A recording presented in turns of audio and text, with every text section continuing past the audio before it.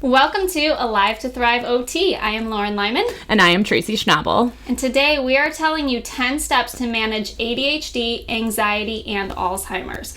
But as always, before we get started, let's just go over our purpose and a little disclaimer. So we are two occupational therapists who noticed a gap in healthcare that we think needs to be addressed. So we do a lot of research so that you don't have to, and we are going to help you bridge that gap so you can obtain your best health and wellness status.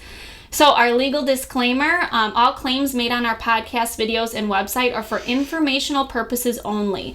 As always, we advise that you contact the appropriate medical professional if you are having a specific issue. Feel free to bring the things that we discuss to them to talk to them about it, but make sure you're consulting with them.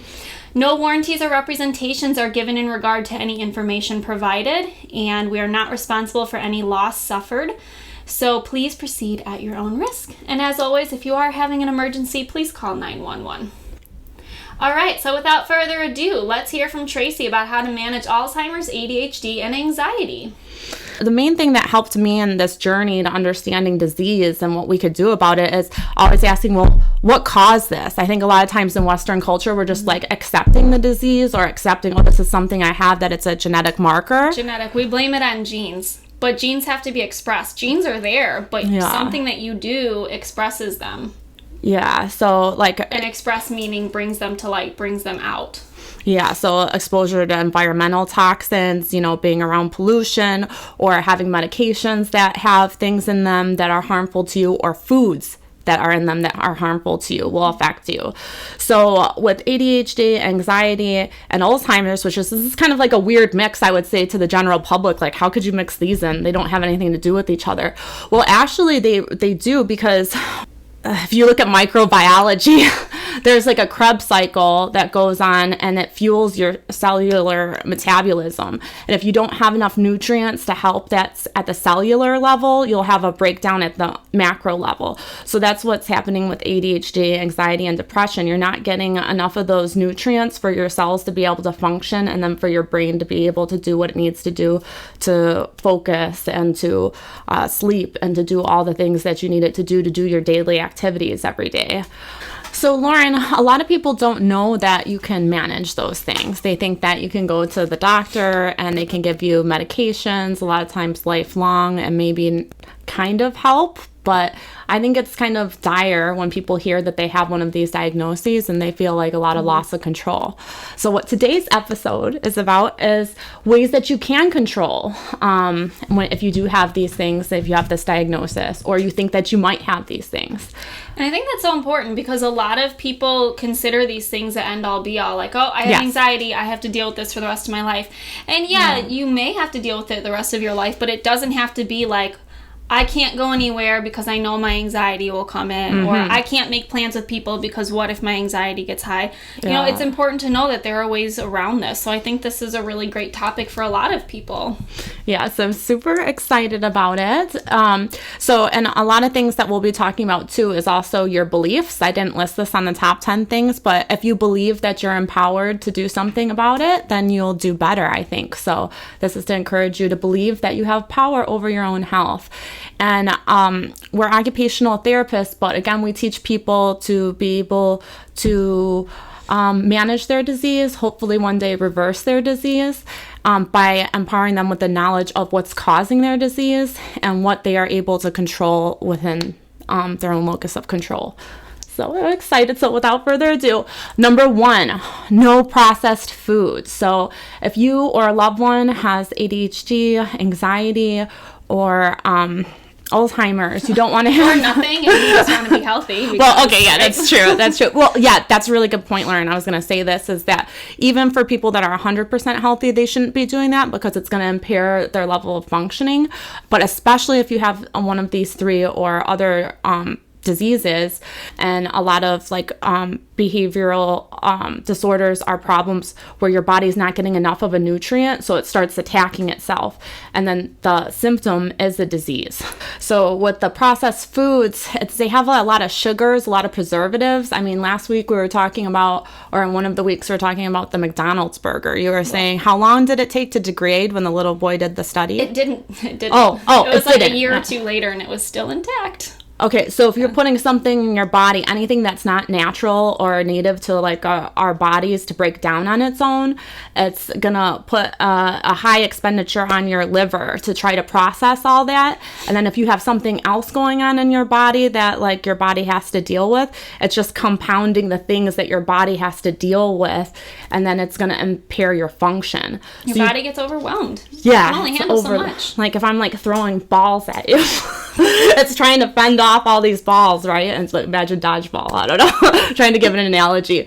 So you don't want to add extra if you already have something going on that's an imbalance. So it's all about homeostasis and balance, yin and yang. So you want to have balance. If you have too much processed foods, you're putting too much of a stress load on your body, and then it won't be able to fight whatever is going on with the anxiety, ADHD, and Alzheimer's.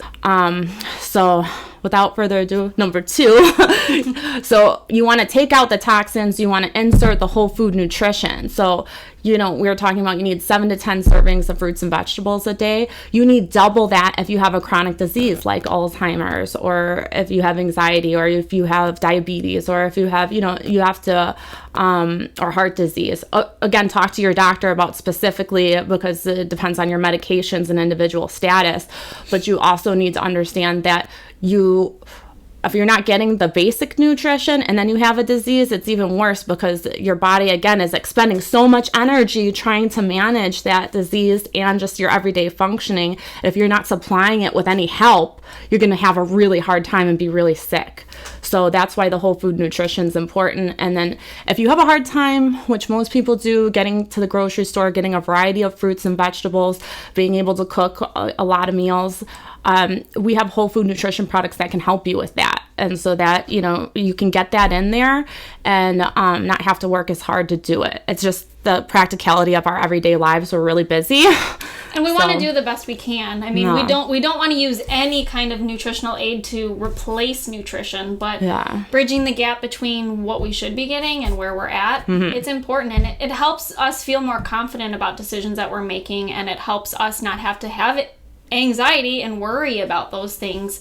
It makes me feel a lot better anyways. Yeah. And then the more exposure you get to fruits and vegetables, because I think a lot of people in our society are used to the processed foods and are used to like fried stuff.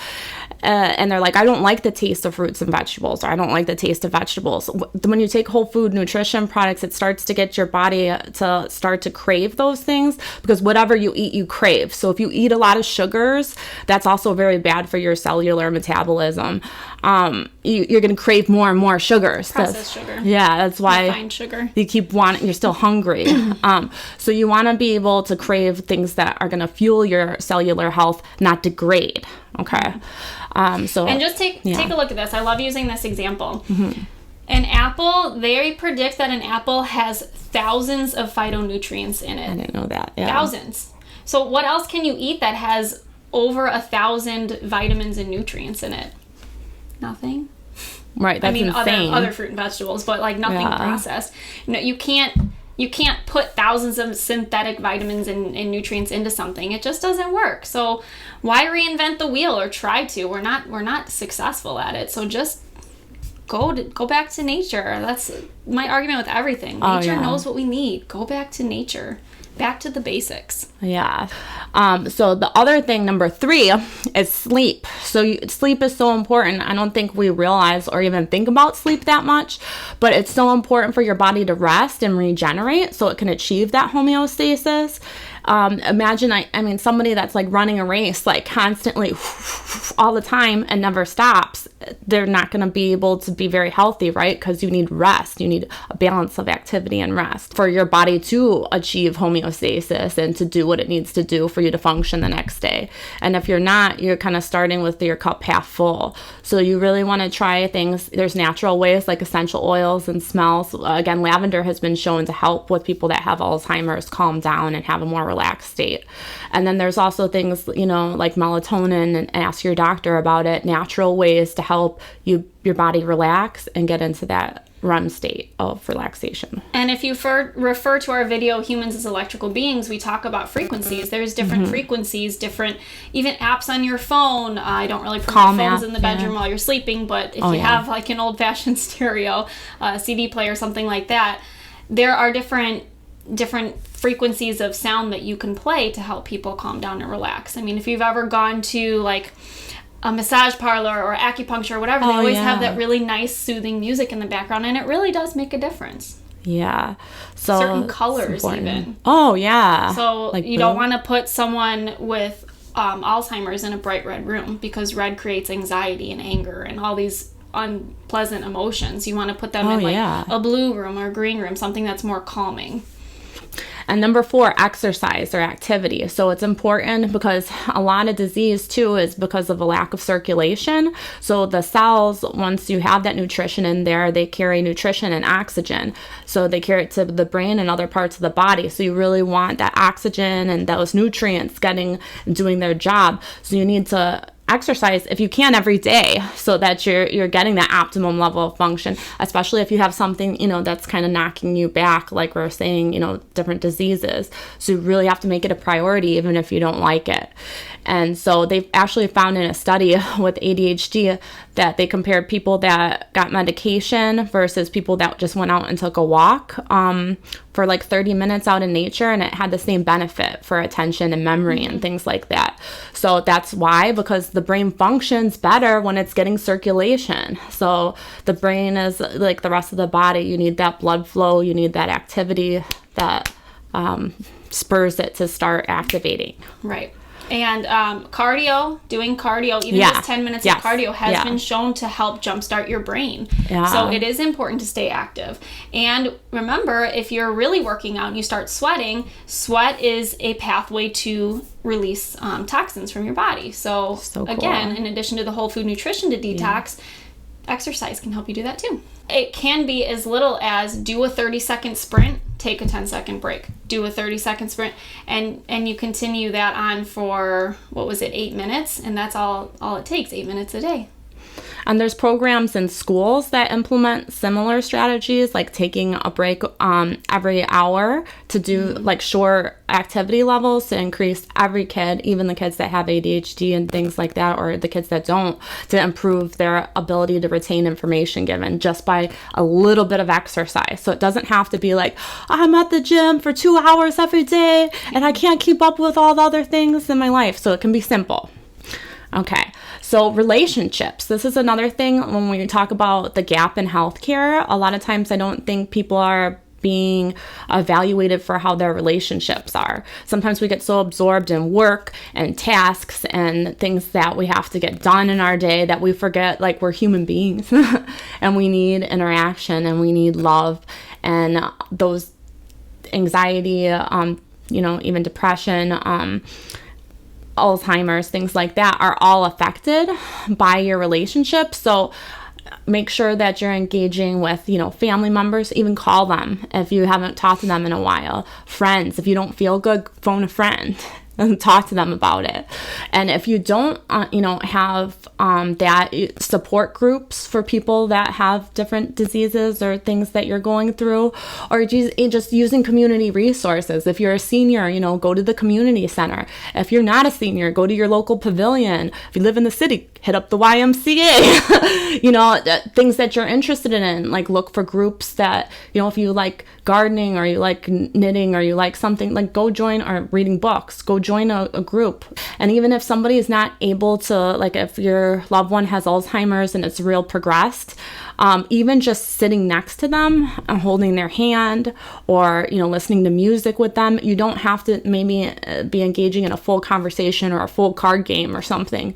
Do whatever you can. Have them look at pictures of the past, the things that you guys shared. It can be very simple, but relationship is so vital to human function, and we forget to evaluate that in the hospital a lot.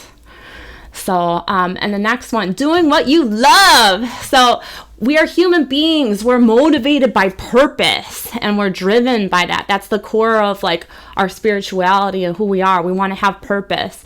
So when you do what you love, you feel that purpose. So do things that you love to do. Sometimes it's simple, but we forget to do that. If you love certain music, listen to it every day. If you like to dance, dance every day, even if it's by yourself. You know, if you love talking to a friend, that's going to overlap with the other one, call a friend and talk to your friend. Do things that make you feel alive, and that will really help. What's the next one? Meditation. So meditation is tremendously helpful. So, you know, again, it would have to be modified for somebody with Alzheimer's, but like I was saying, you know, even just listening to like restful music and tunes can be a form of meditation. Focusing on your breathing. And they said with kids that have ADHD, telling them to take 10 breaths can really impact their emotional regulation and their ability to focus. I've seen it happen. I couldn't believe it. Just breathing. There's a divine relationship with breathing. So if we can just relax our neurological system by taking a pause, press pause, it can be really helpful. And meditation has been shown to help with a lot of these things. And in terms of Alzheimer's, you know, you get to, you know, end stage Alzheimer's where it's going to be harder for them maybe to follow these directions, or they'll be more agitated. Give them something that they can do. Give them a purpose. So actually one really cool one that would be great for everybody is it's meditation, but it also helps to increase the blood flow to your digestive system. So it's literally, I'm just going to stand up and show you real quick. You literally just, you do. Yeah. And you do that for 5 minutes straight. You keep a rhythm. You know, you can snap your fingers. You can do it with them, have them copy you, whatever. You can do hand over hand where you're literally, you know, taking their hands and helping them. I mean, it's hard on the table, but helping them do it to themselves.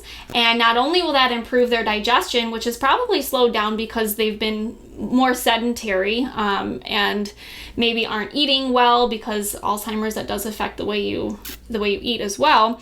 But yeah, if you help them do that, it'll improve their digestion, and it gives them something to focus on, something rhythmic. Remember, meditation doesn't have to be like, and it doesn't have to be like you're going off into some distant world. Like, I know people kind of laugh at it, but no, meditation is just focusing on the here and now, trying to get you, get your brain off of like, what do I have to do tomorrow? Oh my gosh, I'm so busy and I'm so stressed out and I just got in a fight with my husband and whatever. Yeah. And it brings you into something concrete. Like, you can feel. Meditation doesn't have to be hard, and it doesn't have to be you going off into some subconsciousness. No, it just has to be you focusing on something on the here and now, something tactile, something that can calm you down. And that's a great one. And again, you know, with Alzheimer's, they need to be doing something. They need purpose. They're feeling restless. So give them something to do, and that can be great meditation for them. Yes. And then another thing is challenging your brain. So like, okay, again, for Alzheimer's, this is going to be a little bit different, so we'll start with that. So challenging your brain. So a lot of my patients' families thought, well, they can't do this activity, so just forget it. But you can even, in occupational therapy, we have task analysis, so you can break it down. So maybe they can't bake an entire cake, okay, because they can't sequence out the steps or understand the steps, but maybe they could do a part of the steps, like, hey, okay, come help me with this. Stirring is a very like automatic movement. It doesn't take a lot of processing. So having them participate in parts, it doesn't have to be the entire whole, can be meaningful, and it can challenge their brain because they're doing something that they don't normally do.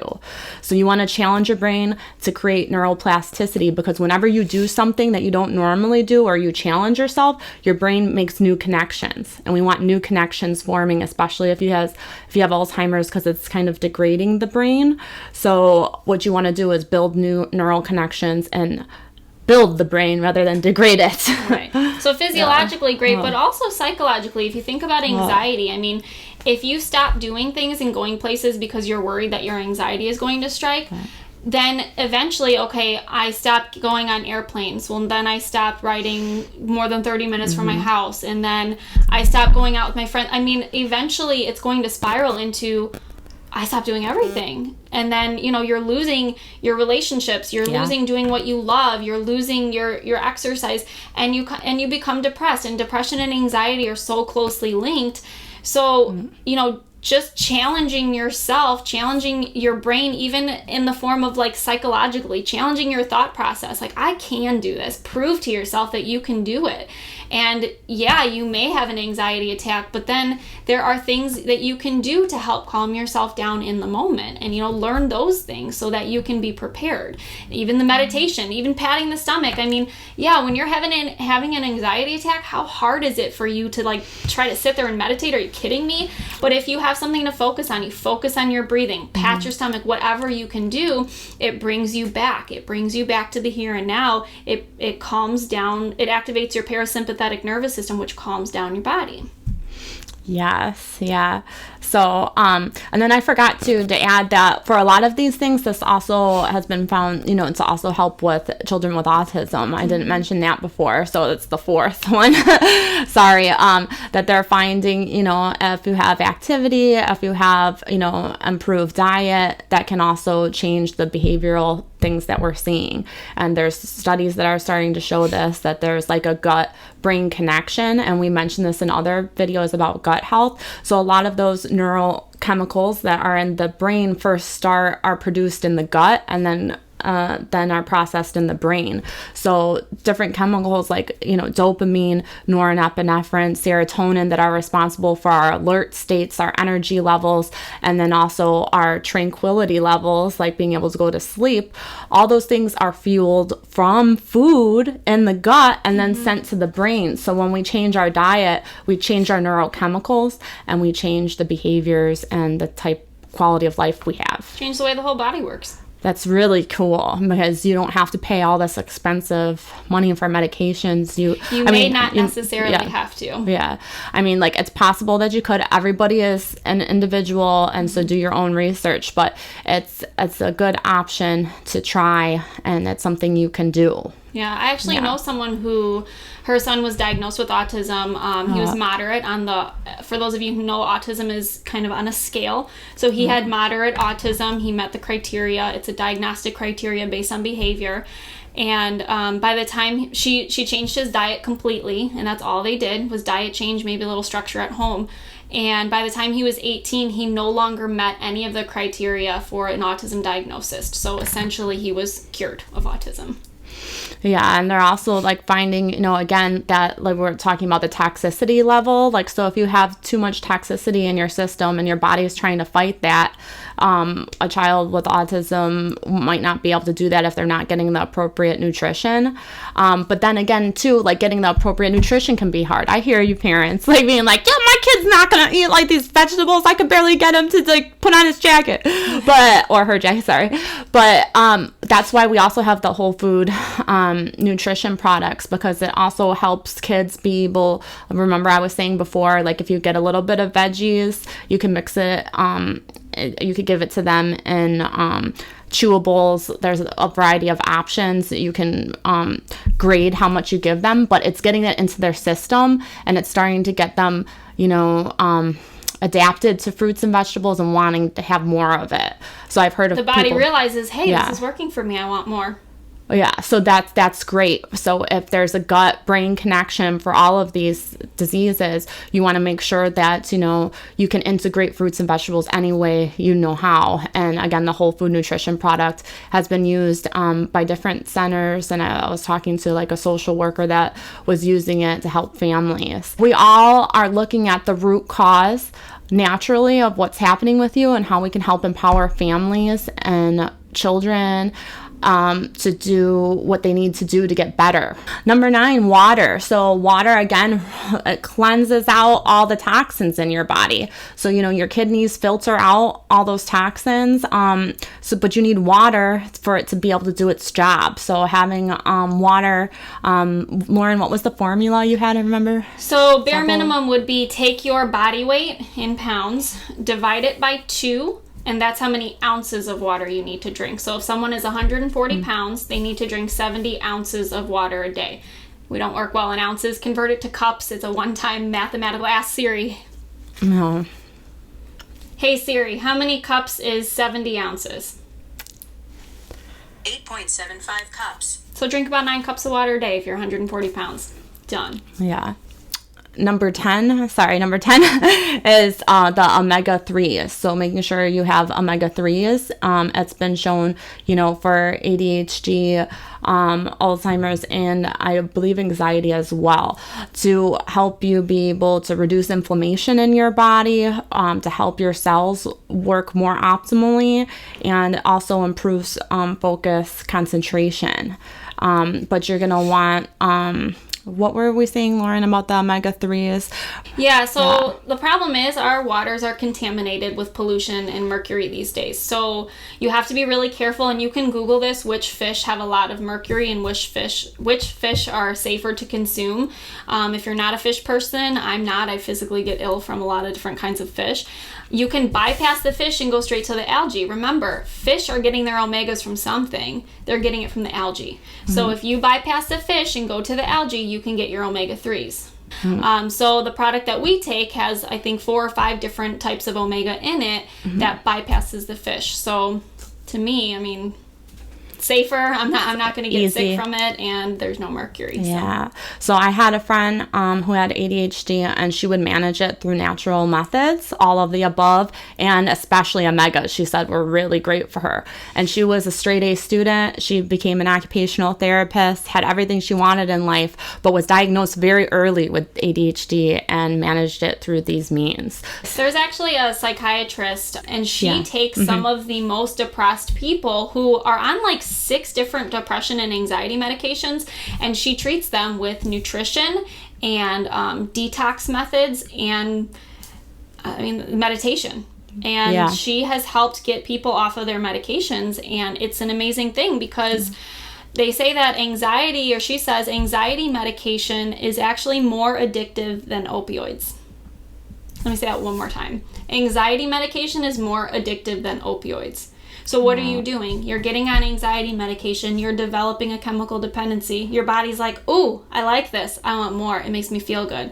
Now you need to increase your dose because it's not working. Now you need to increase Eventually, people are in such high doses of anxiety medication. Like, is this really safe? Like, and where does it end? Do you think that you're going to hit the ceiling and then be like, okay, I feel great all the time? No, your body's going to keep craving more. And then you're digging your hole deeper and deeper. And she helps people out of that hole, and I think she's very inspirational. She has a podcast, a couple books. I would highly recommend checking her out. Oh, and Dr. Amen in Chicago, he also is the same psychiatrist who looks at it in the way that we're talking about. Phenomenal. He's in Chicago, which is great. So try these resources. Again, we don't guarantee anything, but we're just trying to give you options as healthcare advocates and people that genuinely want people to feel good and be at their maximum potential. Consult with a doctor, that understands how nutrition plays a role in, these different diseases, and then have them help you if that's your goal, to reduce your medications. And you will have to find the right provider. I'm not going to lie, and it might not be easy, but you will have to find the right provider. And, luckily the internet makes that easier. Facebook is a great resource for finding recommendations for providers. But, if you don't want to be one of those people that relies on a pill for the rest of your life, tell your doctor, my goal is to get off of this pill. How can we do this? If they say it's impossible, I would find another doctor. So that sums up our talk today about ways to manage anxiety, Alzheimer's, ADHD, and also autism. Again, these are just our recommendations from our research. Do your own research and work with your doctor on a way to implement these strategies safely and effectively. And we highly recommend functional medicine doctors because they're aware of both ends of the spectrum, the pharmacological and the natural ways of managing.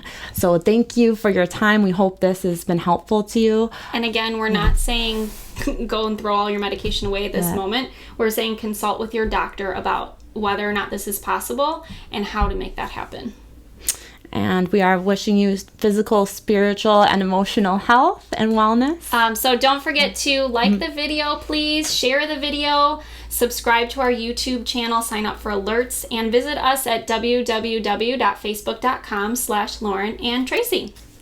Thanks for joining us, Until everybody. next time.